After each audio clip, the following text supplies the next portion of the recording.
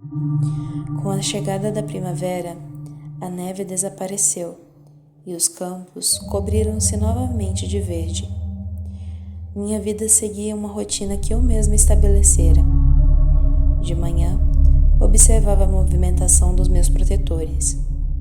Quando eles saíam para suas diversas atividades, eu dormia.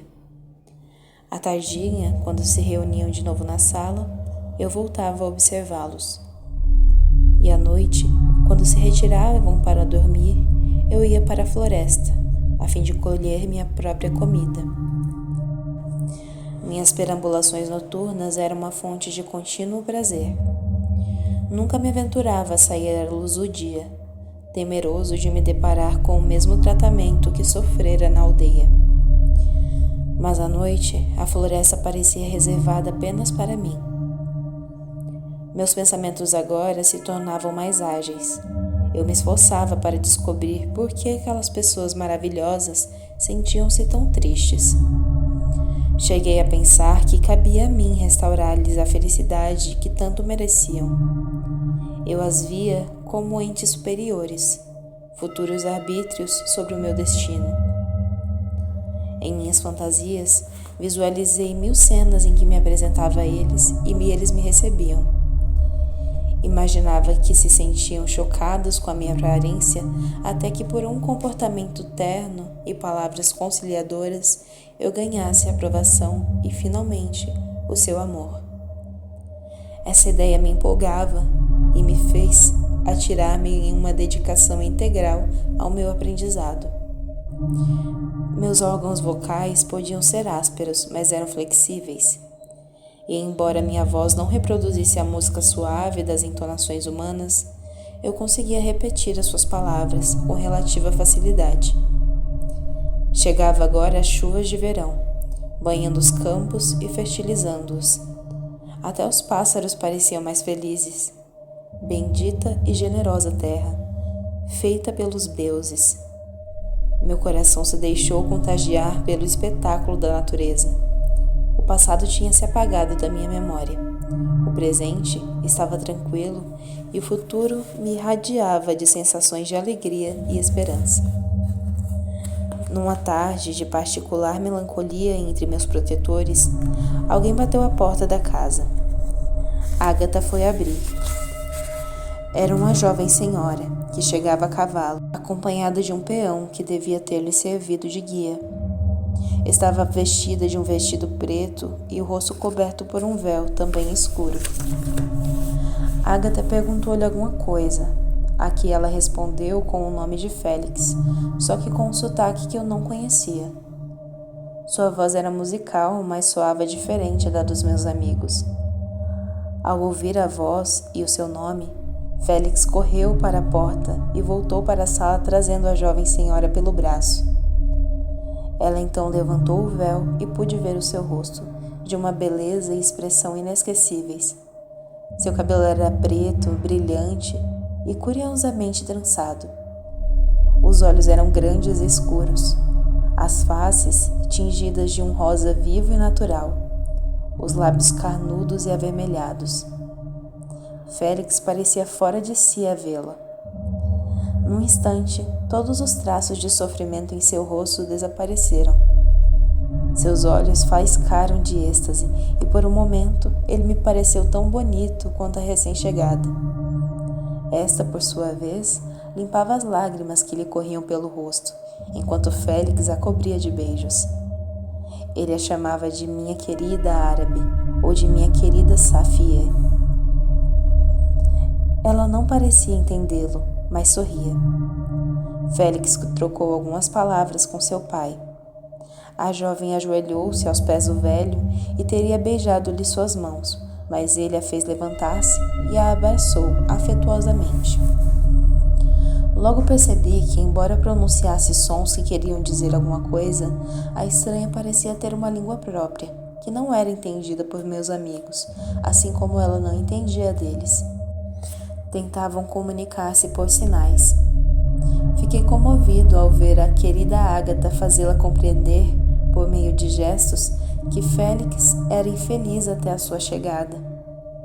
Horas se passaram até que eu percebesse que, pela frequente repetição de certos sons, ela estava tentando aprender a língua dos meus amigos. Só então ocorreu-me que eu poderia beneficiar-me desse aprendizado. A jovem aprendeu cerca de 20 palavras nessa primeira noite, muitas das quais eu já conhecia. Finalmente, Félix beijou-lhe as mãos e ela se retirou com Ágata. Como eu viria a descobrir depois, ela também era uma refugiada da Revolução Francesa. Seu pai, um comerciante turco e amigo do pai de Félix, numa cidade chamada Paris, fora acusado de conspiração contra o novo regime. Como centenas de outros durante aquele período de terror, tinha sido preso, condenado e executado na guilhotina.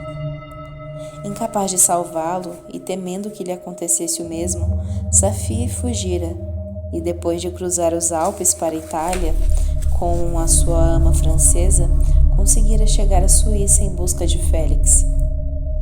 A ama também morrera, por causas naturais, mas Safie enfim chegara ao seu destino. Ela e Félix haviam trocado juras de amor em Paris na época em que seus pais negociavam. A revolução os separou, mas agora estavam novamente juntos. As joias que Safie trouxeram consigo seriam suficientes para todos recomeçarem suas vidas. Safie e eu nos aperfeiçoamos rapidamente no aprendizado da língua. Em 2 meses, eu já compreendia a maioria das palavras pronunciadas por meus protetores. Posso me gabar de ter progredido mais depressa do que Safie.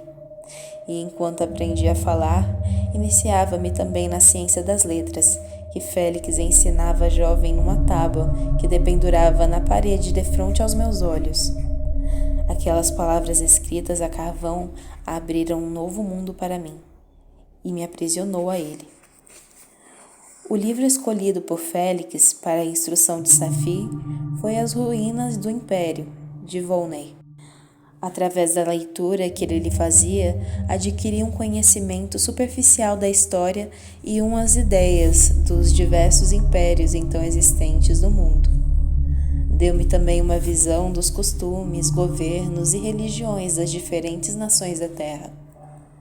Por intermédio de Félix, fiquei sabendo do gênio da inteligência dos gregos, das guerras e virtudes dos primeiros romanos, até o declínio e a queda do grande império, da indolência dos asiáticos, da cavalaria, do cristianismo e dos reis. Aprendi também sobre a descoberta do hemisfério americano e, assim como Safie, chorei ao saber do infeliz destino dos seus primitivos habitantes. Essas maravilhosas narrativas provocavam-me sentimentos contraditórios. Seria o homem, ao mesmo tempo, tão poderoso e magnífico, como mau e desprezível? Como poderia a mesma criatura aproximar-se tanto de um Deus quanto de um verme? Por muito tempo, não conseguia entender como o homem poderia matar um semelhante, ou como precisavam de leis e de governos. Quando ouvi detalhes das crueldades e derramamentos de sangue que os indivíduos ou nações impunham uns aos outros, não pude conter os meus sentimentos de revolta. Ouvindo as explicações que Félix dava a Safie, aprendi também sobre a estranha organização da sociedade humana. Todos esses conhecimentos fizeram com que eu me voltasse para mim mesmo.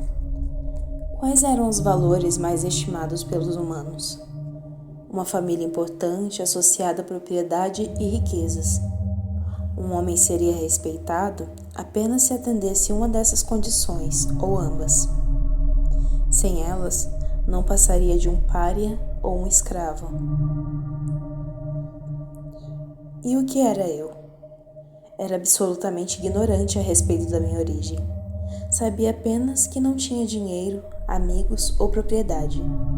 Também era dotada de uma aparência anormal, talvez hedionda para outros homens. Não era nem mesmo da mesma natureza deles. Era mais ágil, por exemplo, e capaz de sobreviver com o mínimo de alimentação. Podia agora suportar os extremos calor ou frio, e minha estatura superava muito a qualquer outro homem. Nunca vira ninguém que pudesse chamar de meu semelhante. Seria então eu um monstro, uma nódoa sobre a face da terra? Como posso descrever a agonia que essas reflexões me provocavam? Tentei não lhes dar importância, mas o sofrimento apenas aumentava à medida em que eu ia aprendendo. Cheguei a me amaldiçoar por ter abandonado a floresta que me servira de berço. Lá, pelo menos, minhas únicas preocupações eram a sede e a fome. Outras lições me impressionaram ainda mais. Fiquei sabendo da diferença entre os sexos. Aprendi sobre a concepção e o nascimento das crianças, de como os pais se encantavam com a evolução dos seus filhos e se afligiam com as suas doenças ou problemas. Fiquei sabendo da existência de irmãos, irmãs e de outras relações que ligavam um ser humano ao outro. Mas onde estavam os meus irmãos e outros seres como eu? Não me lembrava de um pai que tivesse me acompanhado nos meus primeiros dias ou de uma mãe que tivesse me abençoado com sorrisos e carinhos. Mesmo que tivesse existido, todo o meu passado era um vazio, do qual não tinha a mínima recordação. Parecia já ter nascido com aquele tamanho, altura e idade. Quem era eu? O que era eu? Essas perguntas não me saíam da cabeça, sem nenhuma outra resposta que não fosse grunhido sem nexo, como se eu fosse um animal. Certa noite de agosto, durante a minha costumeira perambulação pela floresta próxima à cabana, encontrei no chão uma bolsa de couro, contendo peças de roupas e alguns livros. Apoderei-me dela e, com grande ansiedade, voltei para o meu chiqueiro. Os livros me interessavam mais do que as roupas. Para minha sorte, estavam escritos na língua dos meus amigos. Tratava-se de Paraíso Perdido, um volume de Vidas de Plutarco e Sofrimentos do Jovem Walter. Debrucei-me sobre aqueles tesouros, os li e reli com um misto de êxtase e agonia. Suas histórias me iluminavam e, ao mesmo tempo, revelavam a minha verdadeira condição. Em Os Sofrimentos de Jovem Walter, além do interesse da história simples e comovente, considerei Walter o mais divino ser que já conhecera. Suas indignações sobre a morte e o suicídio me impressionavam profundamente e chorei quando ele morreu. O volume Vidas de Plutarco tinha a história dos fundadores das velhas repúblicas. Nem tudo estava ao meu alcance do meu conhecimento. Eu tinha escasso conhecimento da vasta extensão dos reinos, dos rios e dos oceanos, e absolutamente nenhum da existência de grandes cidades e aglomerações de homens. A cabana de meus protetores fora a minha única escola em que eu estudara a natureza humana. Esse livro vinha abrir-me novos e amplos cenários. Por intermédio dele,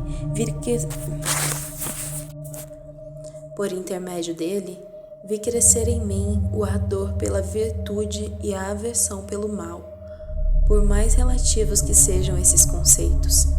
Entre os homens retratados em Plutarco, admirei muito mais os que promoviam a paz e a justiça, como Numa, Solon, Licurgo, do que os grandes conquistadores como Rômulo e Teseu.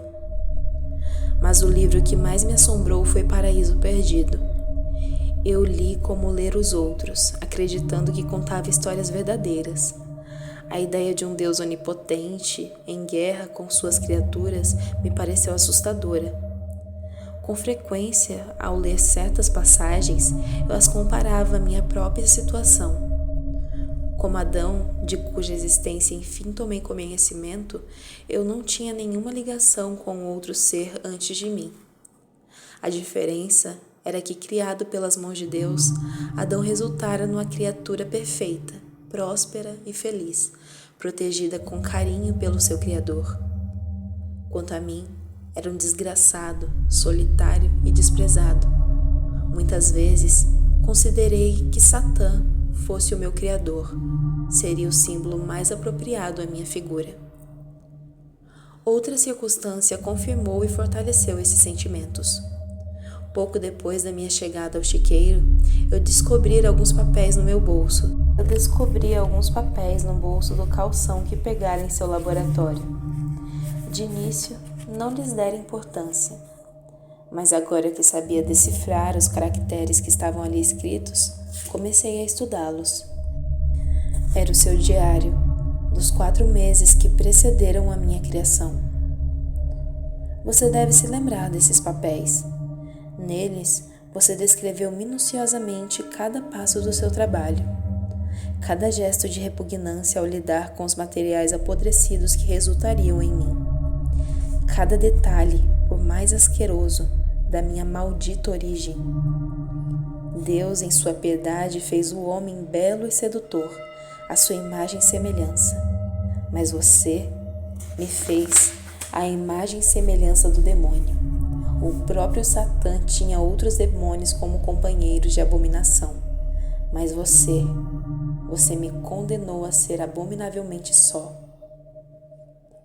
Essas eram minhas reflexões nas horas de solidão, mas ao observar meus protetores, eu me convencia de que, quando soubessem o quanto eu os admirava por suas virtudes, teriam compaixão de mim e da minha monstruosidade. Não fechariam a porta a quem, como eu, implorava por essa compaixão. Eu os via recebendo os pobres que lhe pediam esmola ou um pedaço de pão. Nunca um deles saiu de mãos vazias. E eu pedira mais do que isso. Pediria afeto e simpatia. Resolvi não me precipitar e esperar por mais alguns meses, até julgar-me apto a me apresentar a eles. Durante esses meses de espera, constatei a distância cada vez maior que me separava daquela família. A presença de Safi os tornaram infinitamente mais felizes. Não estavam ricos, mas sua mesa agora tinha grande fartura e eles riam e brincavam. Eu me regozijava por eles até que via, embora procurasse evitá-la, minha horrenda sombra ao luar ou meu rosto refletido na água. E então me lembrava de que não era como eles. Às vezes, contrariando a minha tendência ao excesso de racionalismo, eu me permitia passear pelo paraíso em pensamento. Nesses devaneios, os anjos me cercavam e sorriam para mim, mas era só um sonho, do qual eu rapidamente despertava. Onde estava Eva para consolar minhas aflições ou partilhar do meu destino? Lembrei-me das súplicas de Adão ao seu Criador, mas eu não tinha quem suplicar, porque meu Criador me abandonara. Com a chegada do inverno, decidi que era a hora de mostrar-me aos meus amigos. Mas não a todos de uma vez. Deveria aproveitar um momento em que o velho estivesse a sós. Tornara-me sagaz o suficiente para planejar a minha estratégia. Sendo cego, ele não tomaria conhecimento da minha anormalidade e poderia julgar-me por minhas outras qualidades. Se conquistasse a boa vontade daquele querido pai, isso influenciaria os seus filhos a meu favor. No fim da tarde, Félix, Safi e Ágata saíram para um passeio pelo campo. O velho, por sua própria vontade, ficou sozinho na cabana. Meu coração bateu mais depressa. Era a hora da decisão. Sem pensar mais, deixei o chiqueiro e bati à sua porta. Ele me mandou entrar e perguntou quem eu era. Disse-lhe que era um andarilho em busca de alguns minutos de repouso. Ele observou que, pela minha maneira de falar, eu devia ser francês. Contei-lhe que não exatamente, mas que era educado por uma família francesa e que essa era a minha única língua. Disse-lhe também que estava justamente em busca dessa família, já que, não tendo nenhum parente ou amigo no mundo, era a única pessoa que poderia me confortar. O problema, acrescentei sem conseguir disfarçar a tristeza na voz, era que eles não me conheciam e nunca tinham me visto. E quando me vissem, talvez me julgassem por minha aparência. Aquele esplêndido homem estranhou o que eu dizia, mas procurou animar-me. Disse que, de fato, muitas pessoas se deixam levar por preconceitos, mas que o mundo dispõe também de criaturas cujos olhos não se deixam turvar por essas nuvens. Respondi-lhe que sabia disso, e que julgava ser assim essa família, mas que apesar de nunca ter feito mal a alguém, e vira observando essa família há algum tempo, temia ser por ela considerado um monstro detestável. Voltando lentamente seus olhos vazios em minha direção, ele perguntou como se chamava essa família e onde morava. Estanquei. E então, nesse instante decisivo para minha futura felicidade ou desgraça, descontrolei-me. Comecei a chorar e atirei-me aos pés dele, abraçando suas pernas.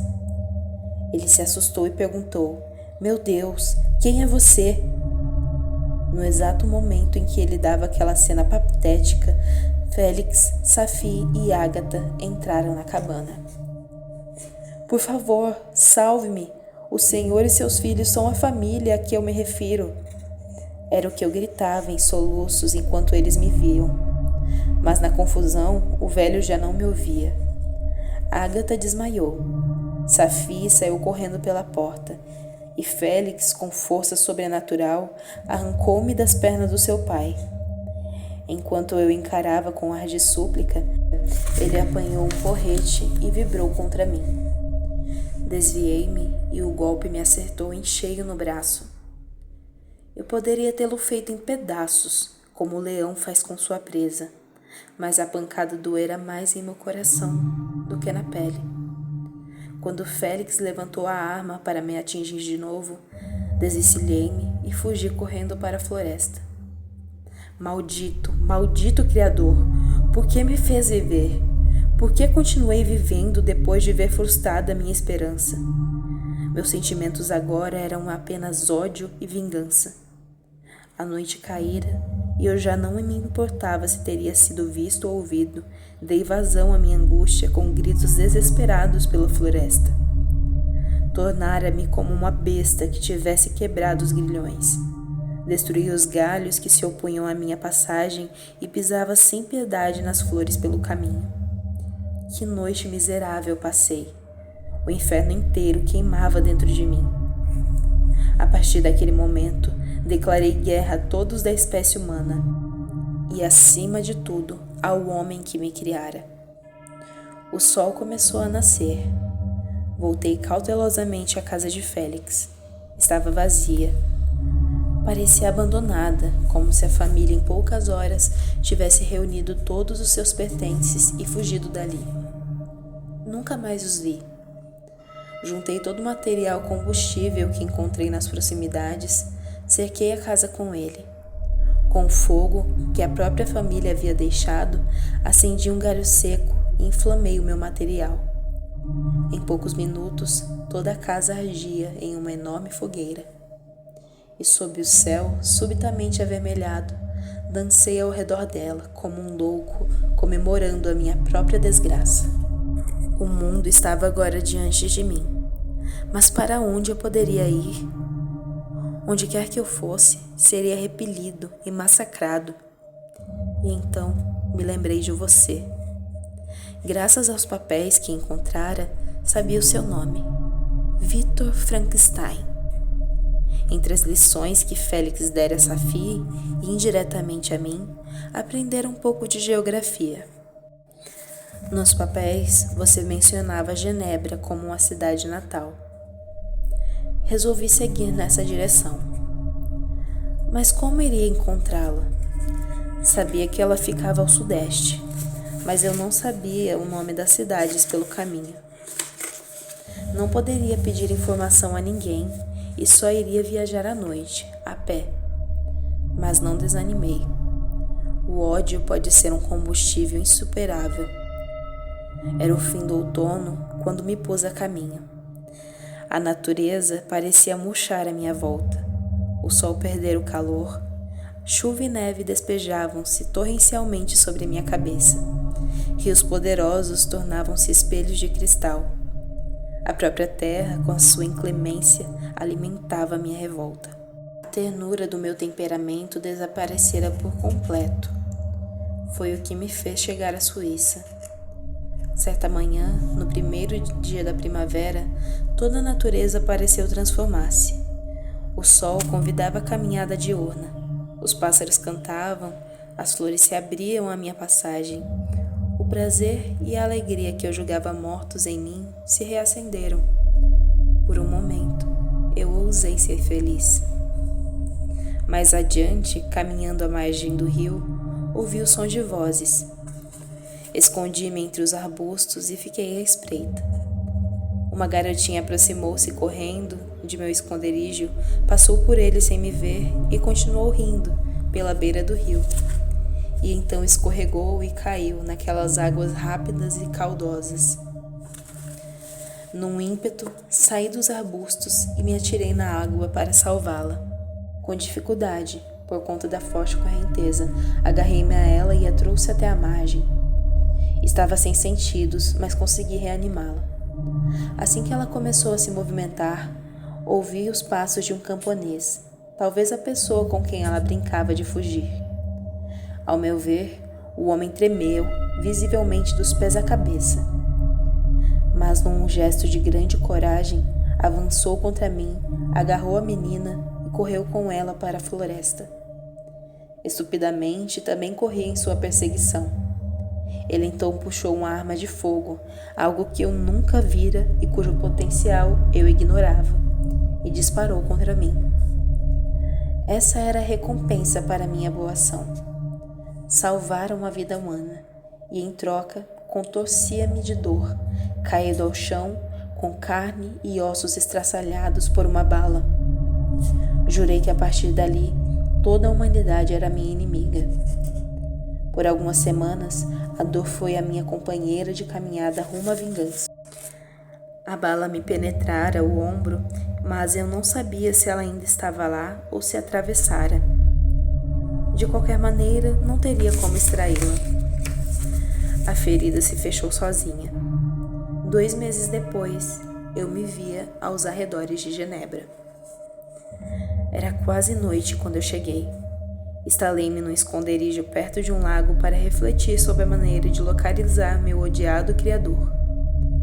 Acho que estava dormindo, vencido pelo cansaço, quando meu sono foi quebrado pela aproximação de uma criança de extraordinária beleza. Ao ver aquele menino, tive a ideia de capturá-lo e convertê-lo a mim. Por ser tão jovem, talvez ele não tivesse sido contaminado pelo preconceito que os adultos tinham ao meu respeito. Quando passou mais perto, agarrei-o. Ao me ver, ele tapou os olhos com as mãos. Obriguei-o a retirar as mãos, enquanto dizia, com voz entrecortada, que não queria machucá-lo. Mas ele me cobriu de ofensas. Monstro, demônio, você quer me matar. Me solte, senão o conto é ao meu pai. Então, disse as palavras mágicas. Eu sou filho de Monsieur Frankenstein. Você vai ver uma coisa. Frankenstein. Isso queria dizer que ele pertencia ao meu inimigo, e esse talvez estivesse por perto. Pois aquele pequeno Frankenstein seria minha primeira vítima. Seus insultos começaram a diminuir, então fechei as minhas mãos em sua garganta, até que foram substituídos pelo estalo do pescoço se quebrando. Deixei a criança morta no chão e fui para um esconderijo seguro nas proximidades. Vi quando, horas depois, vieram algumas pessoas e o encontraram. Durante dias, fiquei de tocaia no local, esperando que você aparecesse. Como isso não acontecia, hesitei muito em continuar ali ou ir para outro lugar e acabar de vez com a minha vida e meu sofrimento. Optei por exilar-me nessas montanhas geladas enquanto minhas ideias não amadurecessem. Até que, nesse belíssimo dia de hoje, vi-o de longe e soube que era você. Ninguém se arriscaria com essas escarpas a não ser para me procurar. Aqui no esplendor dessas estupendas montanhas, tenho sido roído por uma paixão que só você pode aplacar.